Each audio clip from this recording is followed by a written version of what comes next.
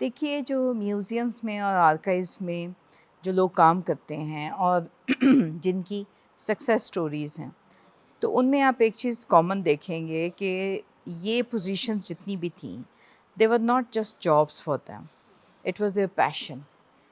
क्योंकि अगर आपके अंदर वो पैशन होगा, तो तभी आप बड़ी कोई सक्सेस स्टोरी क्रिएट कर सकेंगे। और जॉन लॉकवुड किपलिंग की तो बहुत बड़ी सक्सेस स्टोरी है, जिसको कि आज हमने लाहौर म्यूज़ियम के प्लेटफ़ॉर्म पे उसको सेलिब्रेट भी किया। और उनका जो कंट्रीब्यूशन इतना रहा है म्यूज़ियम के हवाले से, उसकी मैं समझती हूँ बुनियादी वजह यही है कि उनका बहुत शौक़ और बड़ा एक इंटरेस्ट के साथ उन्होंने ये काम किया। और वो रिफ्लेक्ट होता है उनके दोनों इंस्टीट्यूशंस के, जो उनकी एसोसिएशन रही, म्यूज़ स्कूल ऑफ आर्ट में भी और लाहौर म्यूज़ियम में भी।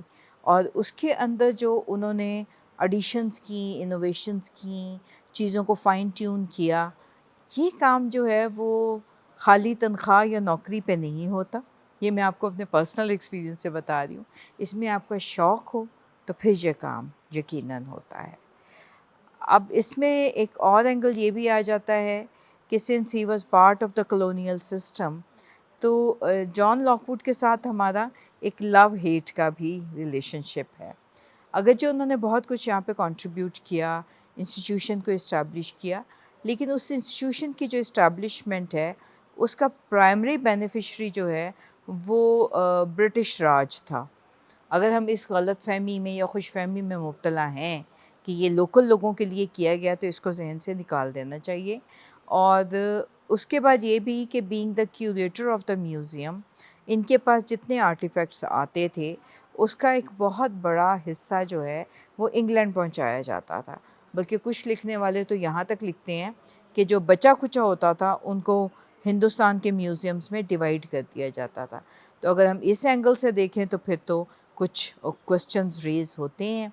लेकिन अगर हम दूसरे एंगल से देखें, तो जो उनका कंट्रीब्यूशन है towards the local indigenous arts, उसका सेलिएंट फीचर जो मुझे महसूस होता है किपलिंग के हवाले से, that he genuinely admired and respected the indigenous arts. और ये उनके एटीट्यूड और बिहेवियर से पता चलता है। जबकि उस दौर के मेजॉरिटी जो इस फील्ड से रिलेटेड लोग थे, उनकी राइटिंग से हमें पता चलता है कि वो यहाँ के लोगों को जाहिल और गंवार और उजड़ समझते थे। किपलिंग मेरा ख़्याल है कि उससे थोड़ा बेहतर इनको जानते थे।